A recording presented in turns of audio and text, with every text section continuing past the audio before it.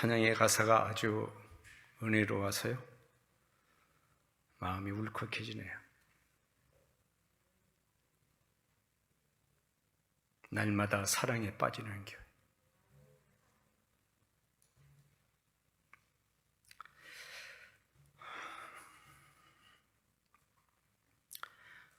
여러분에게 죄송합니다, 제가.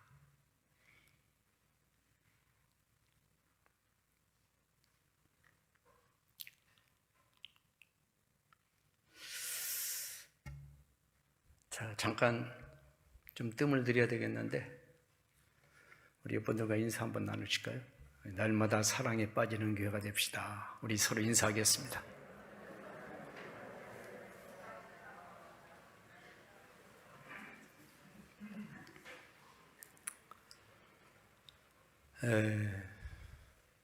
코로나 팬데믹 상황이 언제까지 갈는지 지금으로서는 알 수가 없죠. 전문가가 얘기하는 것도 각각 얘기가 서로 다 다르고, 처음에 이제 이 상황이 됐을 때 한 1년 정도 지나면 되지 않을까? 잠깐이면 끝나겠지? 이런 기대를 가졌는데, 그런 기대가 완전히 망가져버리고 기대에 부응하는 상황이 되지 못했기 때문에 이제 우리 국민들을, 또 신앙사라는 우리들도 지치고 피곤하고 지금 그런 상황이 되었죠. 코로나 끝나면 이제 신앙생활 잘해야지, 조금 정리되면 이제 자주 만나야지, 그런 것도 다 없어요. 그러니까 이제 여러분들 생각을 바꾸셔야 돼. 코로나 끝나면 신앙생활 잘해봐야지, 이게 정답이 아니에요. 지금부터 잘해야지. 할렐루야. 여전히 잘해야지. 할렐루야. 그렇게 해야 돼요. 하나님은 이 한 영혼을 불러주셔서 그의 영혼을 장성한 당신의 자녀로 키우기까지 불러주시고 끝나시는 것이 아니라 계속 우리를 설득해 오셨습니다. 지금도 우리를 설득하셔, 하나님. 내 믿음 없음에 대하여, 또 하나님의 하시는 일에 대한 우리의 반응을 보면서, 또 우리 마음속에서 나오는 것들이 하나님 앞에 거룩하지 아니한 모습을 보면서, 하나님은 이놈의 자식, 괘씸한 놈, 내가 너를 불러줬는데 이거밖에 못해, 그러신 분이 아니고 계속 우리를 설득하셔. 여러분이 누구를 설득한다고 할 때에 그게 쉬운 일이에요? 쉽지 않아요. 지루해요. 힘들어요. 귀찮아요. 나중에는 포기해요. 에이, 그래, 내가 이렇게까지 이만큼 했으면 돼. 됐지 뭐. 내가 더 이상 뭐를 더 해. 말아버린다고요. 근데 하나님이 우리를 향한 설득은 그렇지가 않아. 하나님의 설득은 쉼이 없어. 계속 우리에게 말씀해 주셔. 아니면 보여주셔. 상황을 만들어 가셔. 범죄하고 시험 든 그 상황에도 하나님 침묵하실 때가 때로 있지만, 침묵조차도 우리를 향한 하나님의 설득이야. 그래서 우리가 믿음이 커지고 내가 하는 일이 주 안에서 잘 되고 내 마음속에 느끼는 평안과 기쁨이 있고 내 자녀가 잘 되고 모든 하는 일이 잘 되는 거, 그것도 내가 때로는 자랑하고 싶죠. 사람이니까. 그게 나쁜 건 아니죠. 자랑하는 게 뭐 나쁜 건가요? 그건 아니지만 그런 가운데서 하나님이 우리를 잘 되든 못 되든 어떤 상황이든 자랑을 하든 뭐 하든 간에 하나님은 끊임없이 우리의 마음을 두드리시고 우리를 설득하셔. 무엇을 위한 설득? 이 모든 것은 내가 너를 위해 한 것이다. 이것을 알 때까지, 정말 깨달아 알 때까지 계속해서 설득하셔. 오늘도 이 주일날 이 아침에 하나님은 오늘 주시는 말씀을 통하여 또 한자리에 모인 여러분의 교제를 통하여 지금도 말씀하고 계시는 줄로 믿습니다. 이렇게 하나님의 설득을 당한 세 사람을 오늘 살펴볼까 합니다. 그 사람은 바로 이스라엘의 부족국가 시대에 중요한 부족의 일을 감당하고 이스라엘을 한 나라를 이루기까지 하나님이 쓰셨던 사람, 아브라함, 이삭, 야곱, 이 세 사람의 이야기를 짧게나마 한번 해보려고 합니다. 실상 이 세 사람 얘기를 하려면 몇 개월 가지고도 다 부족하지만 오늘은 아주 간단하게만 우리가 한번 살펴보도록 하겠습니다. 처음에 아브라함 얘기를 해보죠. 창세기 12장에 보면은 하나님이 그를 불러주셨습니다. 갈대아 우르 땅에 있을 때 그를 불러주셨어요. 사도행전에서 사도들이 설교하는 내용이라든가 기타 내용을 보면 아브라함이 우상을 섬기던 지역인 메소포타미아 문화권에 살았습니다. 그곳이 갈대아 우르 땅입니다. 지금은 이라크죠. 갈대아 우르라고 하는 곳은 갈대아 지역에 있는 우르라고 하는 도시를 일컫는데 그 우르는 지금의 도시 지명 이름으로는 바스라입니다. 그곳은 종교적으로는 달을 신으로 모시는 그런 문화권에 있는 지역입니다. 여호수아의 설교를 보더라도 여호수아는 강 건너편 노예 조상들이 섬기던 신이라고 표현을 해요. 그러니까 데라라고 하는 사람, 아브라함의 아버지 데라라고 하는 사람은 그 사람은 하나님을 잘 모르는 분이었습니다. 우상을 만드는 업을 갖고 있었던 사람이에요. 그런 가운데서 하나님이 아브라함에게 오셔서 내가 너에게 갈 땅을 보여주겠다. 그렇게 말씀을 하신 거예요. 그래서 갈대아 우르 땅에서 그는 부름을 받아 떠나게 됩니다.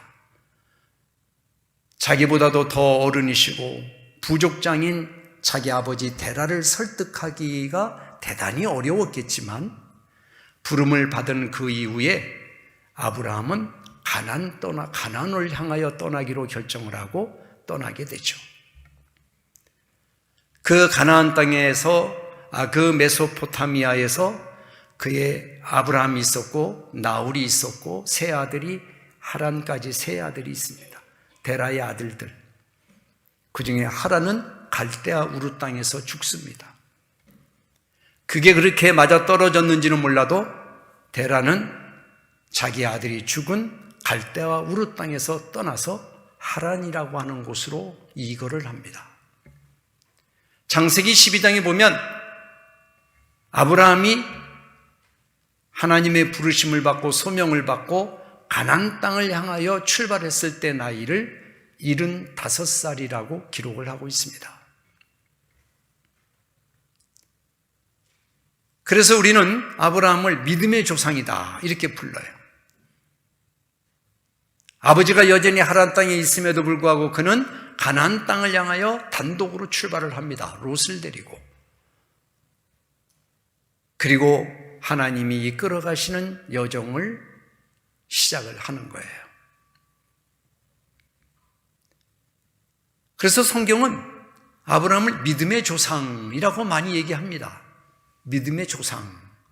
실상 믿음의 조상이라는 말이 우리말로 그렇게 표현은 하는 거지만 아브라함 전에 믿음 가진 사람은 없었나요? 노아와 같은 사람, 에녹과 같은 분, 얼마나 믿음 좋은 분이 많이 있었어요. 많이 있었단 말이에요. 그럼에도 불구하고 아브라함을 믿음의 조상이라고 하는 것은 하나님께서 꿈꾸고 계획하시던 일을 더 구체화시키는 작업에 아브라함을 사용하기를 시작했기 때문에 그렇죠. 그런데 믿음의 조상이라고 일컫는 이 아브라함이 믿음이 좋았느냐? 그렇지 않아요. 가나안 땅으로 가라고 하는 그 순간부터 믿음이 활활 불타올라서 하나님을 향한 절대적인 믿음을 가진 사람이었느냐? 아닙니다. 우리들이 성경을 쭉 보면 얼마나 많은 불신앙의 모습을 아브라함의 모습 속에서 찾아볼 수 있는지 몰라요. 엄청 많아요. 자, 대충 한번 살펴보면 그렇게 출발을 합니다. 가나안 땅을 향해 출발합니다. 그래서 가나안에 접어듭니다. 그런데 가나안에 흉년이 들자 그는 애굽 땅으로 다시 내려갑니다. 애굽 땅으로 내려가는 것은 하나님의 생각이 아니셨죠. 가나안 땅을 밟았으면 그 가나안 땅에서 자리를 잡고 살아야 되는 것이 하나님의 생각인데 아브라함은 그렇지 않아요. 그렇게 믿음으로 반응하지 않아요. 애굽으로 내려갑니다. 핑계는 뭐예요? 명분은 뭐예요? 흉년 들어서 먹고 살 게 없다. 그래서 애굽으로 내려갑니다. 그러다 애굽에서 몹쓸 짓을 당하죠. 사라를 빼앗길 뻔한 일을 당합니다. 그리고 다시 거기서 나와서 가나안 땅을 향해서 또 올라옵니다. 그런데 이제는 두 번째 문제에 또 걸려들었어요. 하나님께서 아들을 준다고 말씀하셨는데 아들이 생기지 않으니까 자기의 몸종, 자기 집에 있는 하인 엘리에셀을 자기의 양아들로 삼으려고 합니다. 그것도 하나님의 생각과는 달라요. 내가 사라를 통하여, 사라라고 하는 너의 부인을 통하여, 너의 아내를 통하여 내가 내 씨를 주겠다라고 말씀을 하시지만 아브라함은 그것을 신뢰하지 않아요. 하나님 말씀 믿지 않아요. 사라도 그것을 받아들이지를 않아요. 그래서 사라를, 엘리에셀을 아들로 삼으려고 해요. 그렇지만 하나님이 그때 또 나타나셔서 엘리에셀 아니다. 내가 너의 씨를 통하여서 후손을 퍼뜨리겠다. 이렇게 말씀하셔. 아브라함은 믿음이 좋았던 게 아니에요. 그때그때 주시는 하나님의 말씀에 대해서는 빨리빨리 반응을 했어요. 그러나 그것이 좀 지나고 시간이 흐르고 세월이 지나가면서 그의 믿음은 또 옅어졌고 그의 믿음은 또 땅바닥을 쳤고 하나님의 말씀을 신뢰하지 못하고 그때마다 하나님이 아브라함을 설득하셔요. 아브라함이 나타나셔서 이 말씀하시고 하나님께서 아브라함에게 나타나셔서 다른 행동을 하는 아브라함에게 또 말씀하시고 그때마다 또 아브라함은 노라고는 하지 않아요. 항상 받아들여요. 여러분, 믿음이 바로 생기는 게 아니에요. 우리가 신앙생활하면서 믿음이 교회를 다닐 순간부터 생긴다? 그거 아니에요. 하나님을 내가 내 구주로, 예수 그리스도를 나의 구주로 삼고 하나님을 나의 아버지로 삼고 생활하는 그 받아들이는 영접한 그 순간에 모든 것이 끝났다? 그렇지 않아요. 또 우리의 믿음은 약해져요. 우리는 또 내 자신으로 돌아와요. 하나님의 약속의 말씀을 길이길이 마음속에 간직하지를 않아요. 또 잊어버려요. 그래서 아브라함이라고 하는 이 사람이 그의 믿음이 하나님 앞에 검증받을 때 이제는 내가 너의 믿음을 확실히 내가 알겠다라고 했을 때가 언제냐면 창세기 22장에 있는 자기 아들 이삭을 하나님 앞에 드릴 때 그때였어요. 그 시험. 엄청난 시험이죠. 사람을 신에게 바친다고 하는 것은 그 시대의 문화권에 있는 종교적인 특징이에요. 하나님은 사람을 바치라고 하시는 분이 아니에요. 그런 하나님이 아니셔요. 그런데 하나님이 나타나셔서 내 이삭을 나에게 달라, 번제로 드려라 이렇게 말씀하셨는데 아브라함이 그 말씀은 또 그대로 받아들였어요. 신을 바치는 것은 이방 신앙임에도 불구하고 아브라함은 이것은 하나님의 절대적인 말씀이라고 하는 것이 깨달아지는 순간 그것을 마다하지 않고 이거는 이 동네 사람들이 모시는 신인이 요구하는 건데요. 이거는 이방 신이 요구하는 건데요. 하나님이 어찌 그럽니까? 이렇게 말씀하지 않아요. 그렇게 반응하지 않았어요. 그대로 받아들여요. 그리고 정말 몸종들을 데리고 번제를 드릴 땔감을 가지고 그리고 올라가는 거예요. 모리아산으로.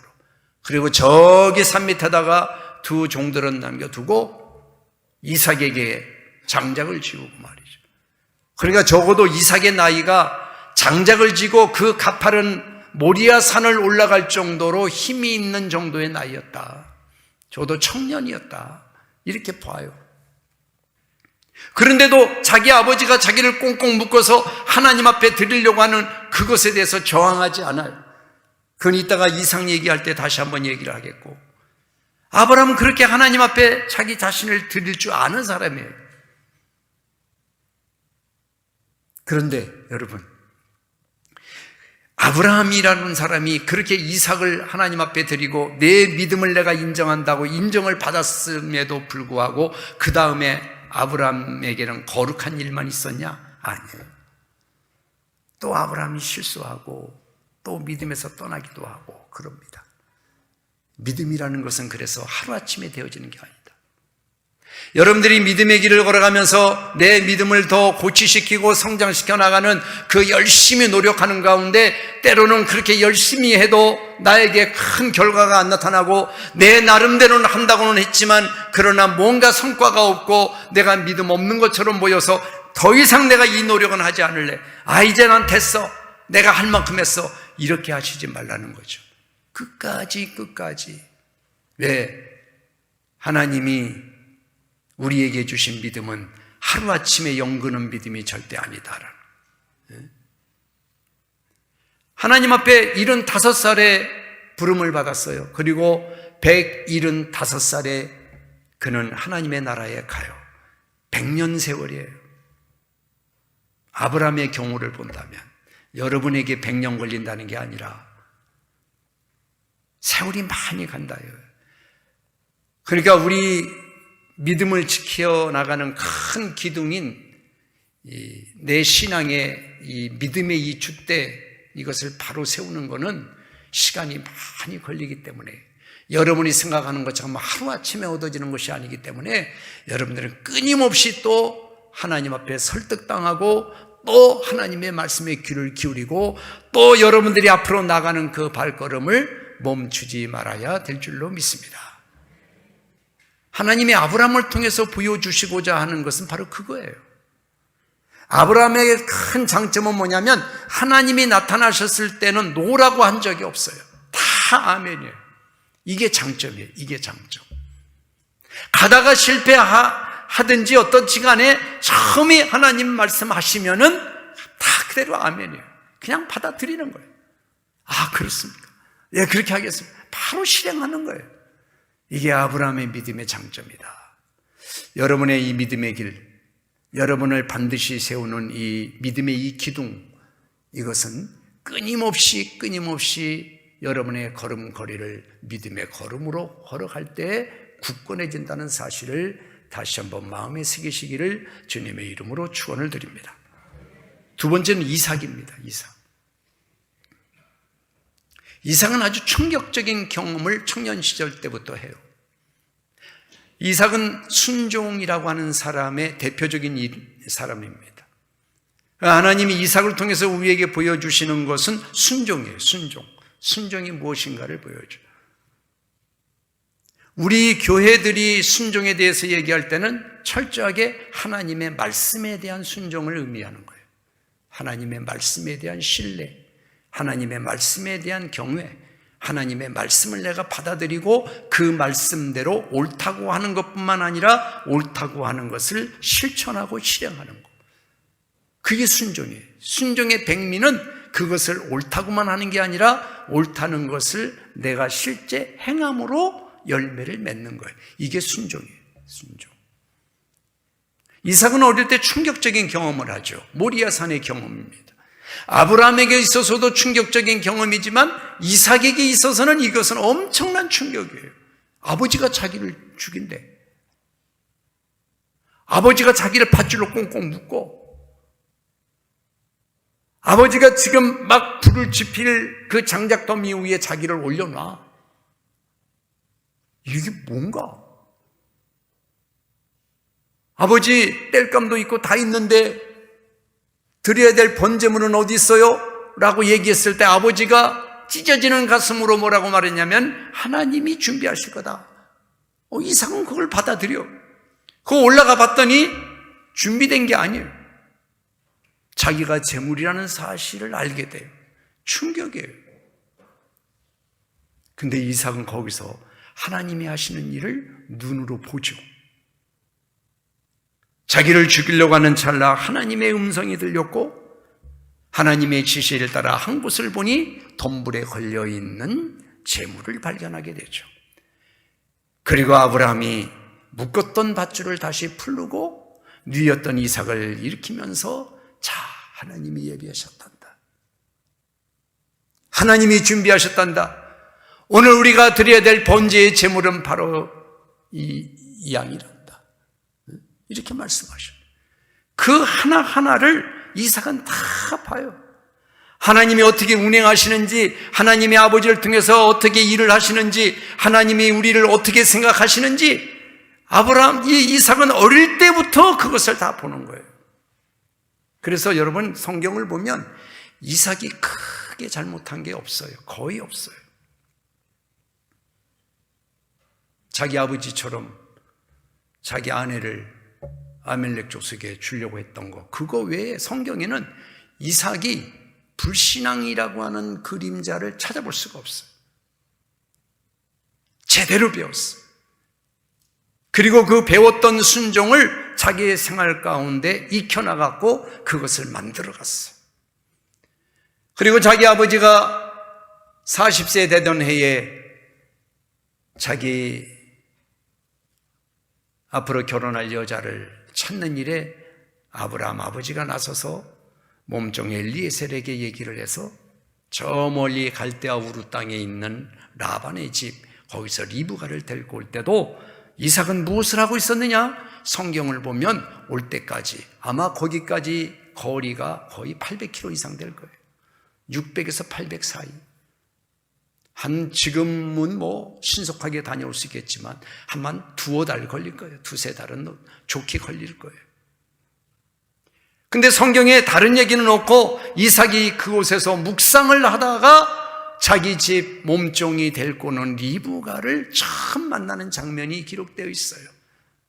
거기에 이삭이 묵상을 하고 있다가라고 표현하고 있어요. 어쩌다 한번 묵상했다가 우연히 그렇게 됐을까? 그렇다고 보지 않아요, 저는. 그는 자기의 아내를 데리고 올 그 몸종을 기다리면서 자기 아버지 얘기를 들었겠지. 저기 갈대아 우르 땅에서 내 색시감을 데리고 올 거다. 그때부터 기도했을 거예요. 그때부터 들판에 나가면은 그저 바람만 쐬는 게 아니라 조용한 곳에 들판에 나가서 묵상하는 거예요. 기도하는 거예요. 하나님이 정해주신 처자, 하나님이 나의 배필러 주실 사랑하는 여자, 기도하는 거예요. 간절히 기도하는 거예요. 이삭을 통해서 보는 그림은 그거예요. 순종. 어릴 때부터 강력한 순종을 경험해. 하나님의 강력한 역사를 경험해. 하나님의 권위를 거기서 경험해. 여러분, 순종이 그냥 되는 게 아니에요. 우리가 교회를 향한 순종을 하든지 아니면 하나님의 말씀에 대해 순종하며 살든지 간에 그것은 내가 권위에 대하여 무릎을 꿇을 때 진정한 순종인 거예요. 내 생각과는 다르지만 그냥 한번 해볼래? 이거는 순종이라고 얘기하기는 어려워요.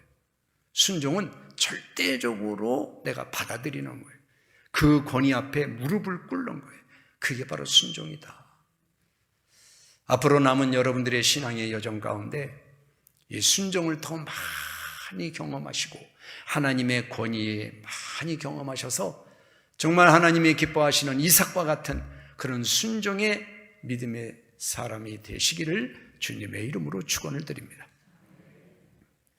세 번째 볼 사람은 야곱입니다. 야곱의 이름은 발 뒤꿈치를 붙잡았다. 그죠? 야곱은 쌍둥이로 태어나죠. 자기 형은 에서.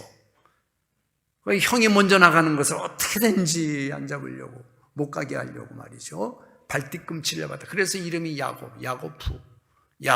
야곱.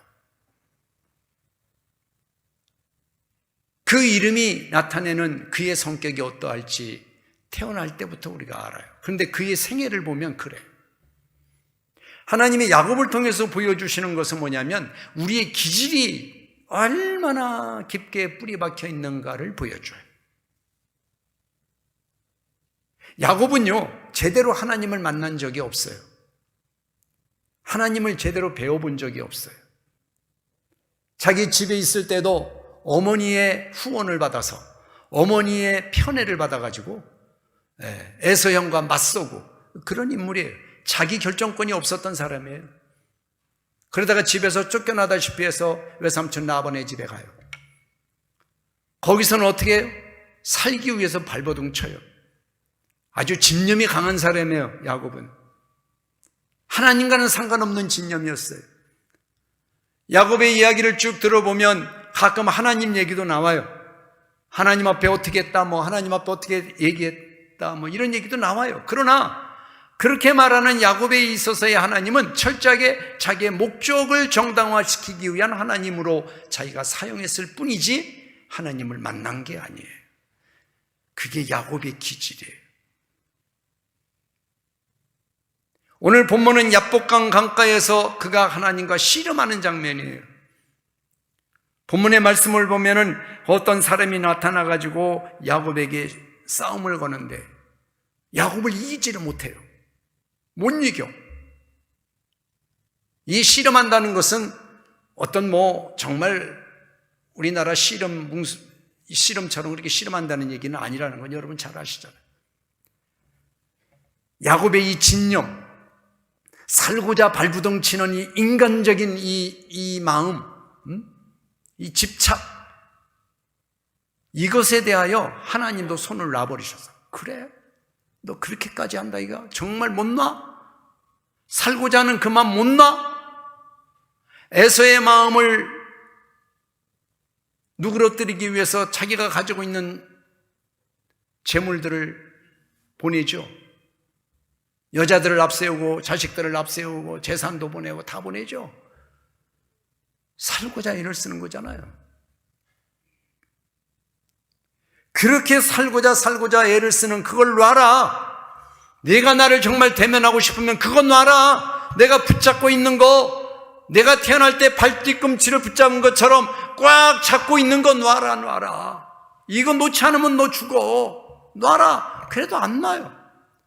야곱은 그게 살 길이라고 생각했어요. 하나님 앞에 씨름하는 순간에도 야곱은 하나님을 깨닫지를 못해요. 그래서 결국 그 사람이 그의 허벅지를 쳐요. 고관절을 쳐요. 그래서 발을 저는 신세가 돼요. 우리는 보통 이 야복강 강가의 야곱 얘기를 하면서 사생결단하는 기도를 많이 떠올리고 그래서 야곱의 문제가 해결됐다라고 그렇게 얘기를 합니다마는 그러나 야곱의 뒷이야기를 보면 야곱이 하나님 앞에 제대로 믿음을 보여주었던 적이 없어요. 여전히 야곱이에요. 자, 야복강 강가에 사건이 있은 다음에 무슨 사건이 있나요? 베델로 올라가야죠. 하나님이 가라고 하신 곳이 베델이에요. 베델로 올라가라. 베델로. 그런데 베델에 안 올라가요. 어디에 머물러요? 세겜 땅에 머물러요. 거기서 무슨 일을 겪습니까? 자기 딸 디나가 그 지역에 사는 사람들한테 아주 수치스러운 일을 당해요. 그러니까 자기 아들들이 무기를 들고 그 동네에 있는 사람들을 다 죽여버려요. 그때 야곱이가 분노를 합니다. 왜 너희들이 그런 짓을 했느냐? 내 체면이 뭐냐? 여러분 성경 보시면 한번 보셔요. 집에 가셔서. 야곱이 하나님 앞에 범죄한 것에 대해서 아들을 책망하는 게 아니고요. 왜 내 체면을 이렇게 망가뜨렸냐? 왜 나로 하여금 그놈들한테 내가 꼼짝없이 당하게 만들었느냐? 그놈들이 나를 가만히 둘 것 같으냐? 전부 다 나예요. 나예요. 나밖에 없어요. 나로 하여금 왜 수치당하게 했느냐? 저놈들이 나를 죽일 거다. 나는 어떻게 되느냐? 전부 다 나예요. 나예요. 나밖에 없어요. 그게 야곱이에요. 그래서 이 야곱을 통해서 하나님은 우리에게 우리 안에 있는 그 기질이라는 것은 선하게 사용되어지기도 하지만 그것이 야곱처럼 자기의 목적을 위해서만 사용하는 기질이 됐을 때는 이게 모든 것을 방해한다는 거예요. 무엇도? 믿음도 방해하고 순종도 방해하고. 야곱을 통해서 하나님이 보여주시고자 하는 것은 바로 그거예요. 자기의 욕망, 자기의 자아의 끝이 보이지도 않을 만큼 깊어. 자기만을 위해서 살려고 하는 이 욕망, 이 집착이 한도 끝도 없어. 하나님을 만나도 그게 제거되지 않을 정도로 이 야곱의 기질이 그렇게 무참하게 어두운 곳을 향하여서만 쓰여져. 하나님이 그걸 우리에게 보여주시는 거예요. 그래서 우리의 신앙생활 속에서도 내가 믿음을 가지고 있다가도 넘어질 때 순종을 어떤 때는 한다고 생각했지만 순종 아닌 도리어 하나님에게 등 돌리는 이런 것들이 있을 때 그때는 반드시 뭐가 일을 하고 있었느냐? 야곱의 이 못된 속성, 이 기질이 일을 하고 있더라. 그것이 우리의 믿음을 방해하고 그것이 우리의 순종함을 방해하고 그것이 우리 앞을 막고 하나님 앞에 눈을 가리게 만들고 이 기질이 사랑하는 성도 여러분, 신앙생활은 그냥 하는 게 아니다. 신앙생활은 말 그대로 훈련이다. 훈련. 하나님의 설득에 계속 내 자신이 설득당하면서 하나님 앞에 훈련받는 거다. 그래서 우리의 믿음의 정수를 만들어내기 위해서 불순물을 계속 제거하는 작업을 끊임없이 해야 된다. 오늘은 내 안에 어떤 어두운 기질이 나를 방해하는가? 내가 하나님 앞에 아멘이라고 해야 되는데 내가 왜 아멘이라고 하지 못할 정도로 내 안에 어떤 또 다른 어둠의 기질이 나를 그렇게 방해하는가? 하나님 앞에 직면해 있었던 야곱, 그런 경험을 가진 야곱조차도 끝까지 하나님 앞에 거룩한 모습을 보이지 못하고 죽어요. 사랑하는 우리 성도 여러분, 올 한 해 믿음과 순종, 이것을 더 크게 만들어 가기 위하여 노력해 나갈 때에 이 야곱을 통해서 보여주는 야곱의 어둠의 속성들, 이 끊임없는 이 기질들이 나에게 어떤 것이 있는가 살펴보시고, 때론 가감하게 끊을 건 끊어버리시고 외면할 건 외면해버리시고 언제나 하나님 앞에서만 선한 반응을 하는 여러분들 되시기를 주님의 이름으로 축원을 드립니다. 올해도 가야 할 길이 멀죠. 1년을 가야 됩니다. 1년. 타박 걸으세요. 예? 낙타가 사막을 걷듯 타박. 조금씩이라도 괜찮아요. 서 있지만 마세요. 조금씩이라도 가세요. 가시고 아까 서두에 말씀드렸던 것처럼 코로나 끝나면 이제 해보겠다고 하는 생각 버리세요. 지금부터, 올해부터 다시 한번 성경 열어보시고 다시 한번 하나님께 무릎 꿇으시고 다시 한번 나를 살피는 일 게을리하지 마시고, 여러분이 살아가는 일도 참 힘들겠지만 하나님 앞에 이것들을 이루어 나가시는 복된 한 해가 되시기를 주님의 이름으로 축원을 드립니다. 은혜로우신 아버지 하나님, 주의 은혜와 사랑을 감사합니다. 지금도 하나님은 우리의 마음을 두드리시고 우리를 설득하십니다. 하나님이 설득하신 말씀에 우리의 귀를, 듣는 귀를 열어주시옵소서. 그 말씀을 듣고 아멘하고 아멘으로 끝나지 않고 순종으로 이어지도록 역사하여 주시옵소서. 내 안에 내가 아닌 수만 가지 것들이 들어있어서 나로 하여금 결정권을 행사하지 못하게 방해하는 이 어둠의 이 기질들에 대하여 단호하게 끊어버리는 용기를 허락하여 주시고 그런 믿음의 결단도 있게 하여 주시옵소서. 예수님의 이름으로 기도하옵나이다. 아멘.